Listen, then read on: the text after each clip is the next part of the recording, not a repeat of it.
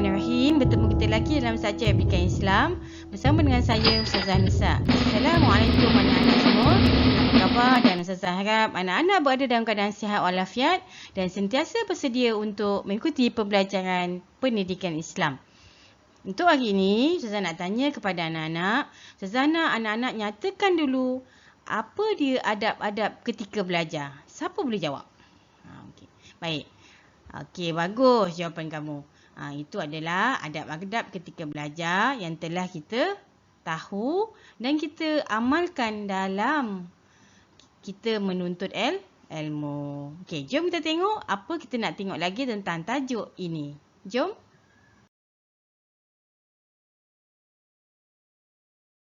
Baik, bertemu kita lagi dalam subjek ini. Hari ini kita akan belajar dalam bidang akhlak tentang tajuk Ilmu Cahaya Kehidupan Pelajaran 29. Kita akan tengok buku teks muka surat 173 hingga 177. Jadi anak-anak, kita mulakan dulu dengan Bismillahirrahmanirrahim.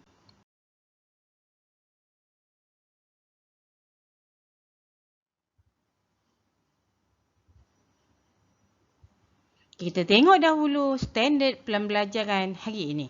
Okay, yang pertama, anak-anak dapat menyatakan kewajipan menuntut ilmu serta dalilnya. Yang kedua, menjelaskan adab-adab menuntut ilmu.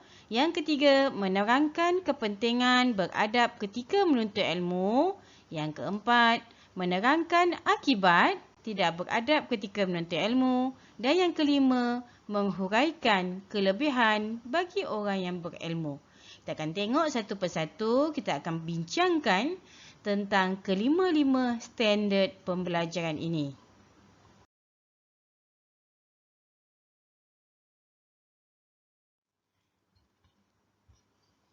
Baik anak-anak, kita akan tengok dulu tentang kewajipan menuntut ilmu.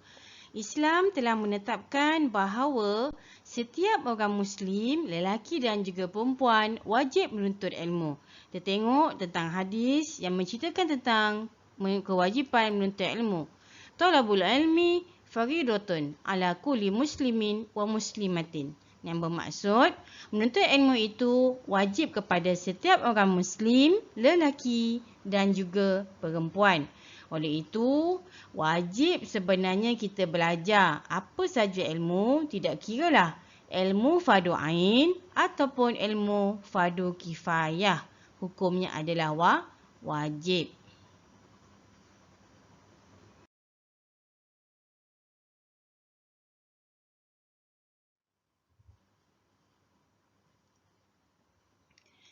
Umat Islam diwajibkan mempelajari ilmu fardu ain seperti tauhid, fiqh dan akhlak sebagai asas untuk menjalani kehidupan berlandaskan syariat.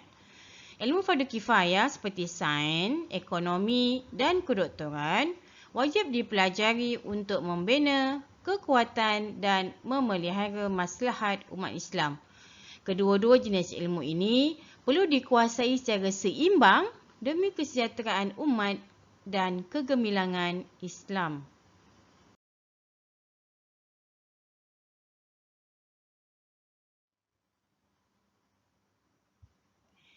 Baik anak-anak, apakah dia adab menuntut ilmu yang telah kita tahu dan kita amalkan ketika kita menuntut ilmu? Pertama sekali, cuba anak-anak nyatakan. Siapa yang boleh sebut dan boleh baca apa dia adab menuntut ilmu yang telah kita lakukan dan yang selalu kita buat. Pertama sekali, ketika menuntut ilmu, adabnya ialah kita hendaklah memuliakan dan menghormati guru. Yang kedua, kita niat menuntut ilmu ikhlas kerana Allah Subhanahu Wa Taala.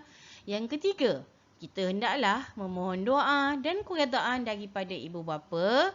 Yang keempat, kita rajin berusaha, berdoa dan bertawakal kepada Allah Subhanahu Wa Taala dalam menuntut ilmu.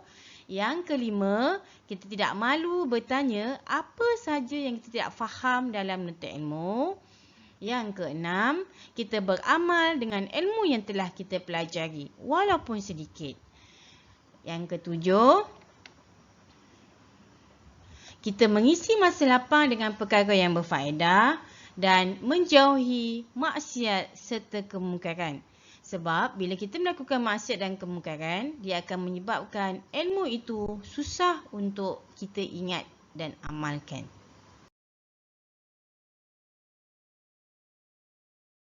Baik anak-anak, sebelum kita memulakan pembelajaran, kita nak belajar, selalu kita akan baca doa ni. Allahumma aftah alaina hikmataka wansyur alaina min hazaini rahmatika ya arhamar rahimin.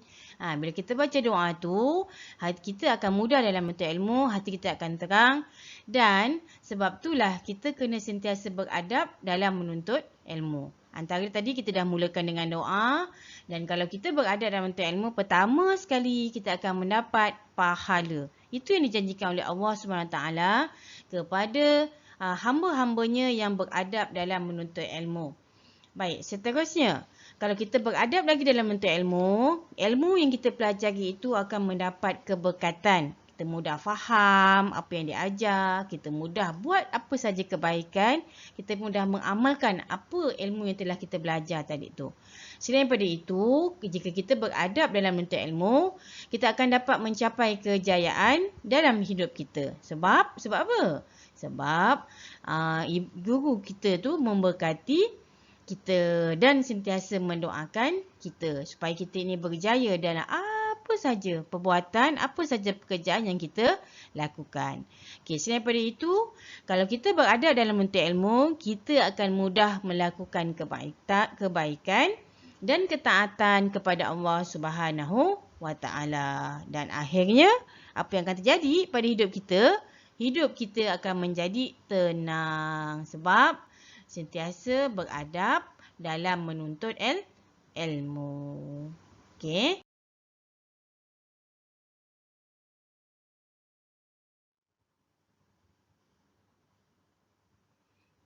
Baik, apa pula akibat kalau kita tidak beradab dalam menuntut ilmu? Dengan cikgu kita lawan, dengan cikgu pun kita kurang ajar. Kadang-kadang cikgu tengah mengajar, kita bercakap kat belakang, kita tengah makan pula ketika cikgu mengajar. Apa akibat dia? Akibat dia yang pertama sekali, kita susah nak ingat apa yang cikgu ajar.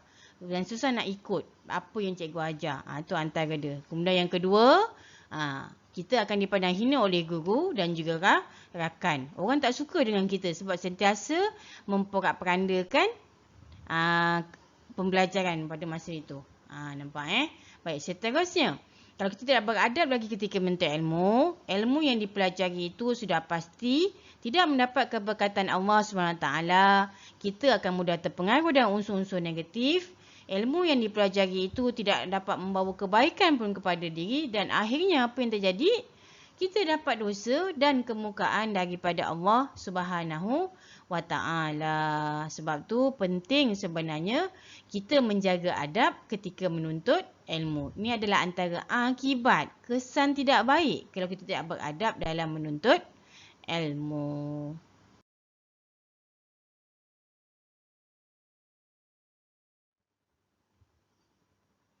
Baik anak-anak, boleh kita teruskan lagi dengan kelebihan orang yang berilmu? Kita tengok buku tab muka surat 177. Apakah dia kelebihan bagi orang yang berilmu pengetahuan ni? Pertama sekali, bila kita berilmu pengetahuan, pemudah jalan untuk kita pergi ke syurga. Sebab kita tahu, kalau kita ada ilmu, kita tahu mana perbuatan yang Allah Ta'ala suka, mana dia perbuatan yang Allah Ta'ala tak suka. Sebab itulah kita akan sentiasa buat kebaikan. Sebab tahu dengan perbuatan baik itu mudah, senang kita nak pergi ke syurga. Kemudian yang kedua sebenarnya Allah SWT telah tinggikan darjat orang yang berilmu ni sebenarnya. Mengatasi kedudukan orang yang berharta. Kalau awak ada harta banyak sekalipun, tapi tak ada ilmu, tak ada knowledge, Allah Ta'ala takkan pandang, takkan tinggikan darjat. Sebab dengan ilmu itulah sebenarnya dapat mengurus, dapat memanage harta tersebut ke jalan yang betul. Dan yang ketiga, kelebihan bagi orang yang berilmu ini sebenarnya dia telah didoakan oleh semua makhluk dekat langit dan juga dekat bumi. Kalau dekat bumi, oleh kerana dia berada dalam bentuk ilmu, para guru sentiasa mendoakan kesejahteraan dia, kebahagiaan dia.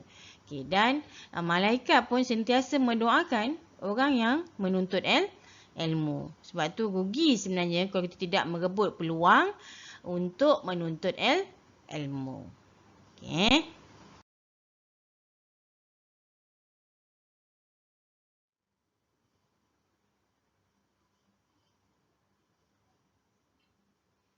Baik, seterusnya dalam ayat Al-Quran ada menyebut bahawa Allah SWT mengangkat darjat orang-orang yang beriman dan orang yang berilmu di antara kamu dengan beberapa darjat. A'udzubillahi minasyaitonirrajim. Bismillahirrahmanirrahim. Yarfa'illahu alladhina amanu minkum walladhina utul ilma darajat. Surah Al-Mujadalah ayat 11. Dia bermaksud Allah Subhanahu Wa Taala mengangkat darjat orang-orang beriman dan orang yang berilmu antara kamu beberapa darjat.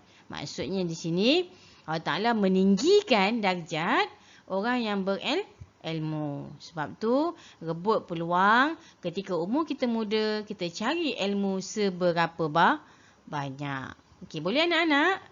Jangan lupa menuntut ilmu lah ketika waktu kita muda. Waktu kita sihat, kita cari ilmu banyak-banyak untuk memperbaiki diri menjadi orang yang berilmu.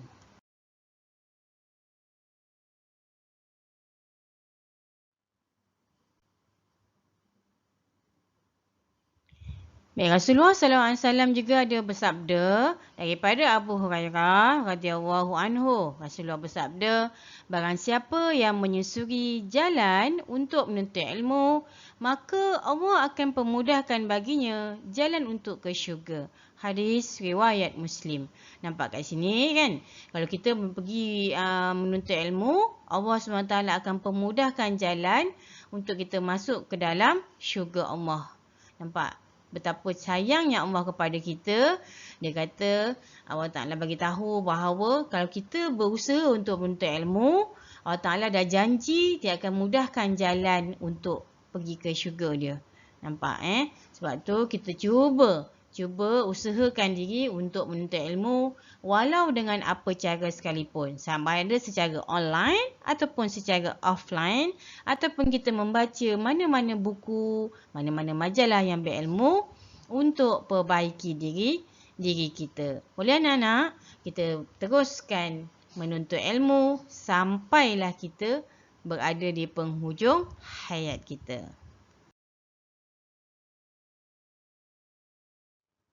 Baik anak-anak, nanti kita akan berjumpa lagi untuk pembelajaran berikutnya. Kesimpulannya, kita hendaklah beradab dalam menuntut ilmu. Sentiasa tahu apabila kita beradab dalam menuntut ilmu, kita akan sentiasa mendapat doa daripada cikgu-cikgu kita. Dan hidup kita juga akan mendapat kejayaan dunia serta akhirat. Dan dimudahkan untuk masuk ke dalam syurga. Jadi Ustazah harap anak-anak sentiasa mengamalkan adab-adab menuntut ilmu dan menjauhkan diri daripada melakukan perkara yang tidak disukai oleh guru. Okey, jumpa lagi. Assalamualaikum.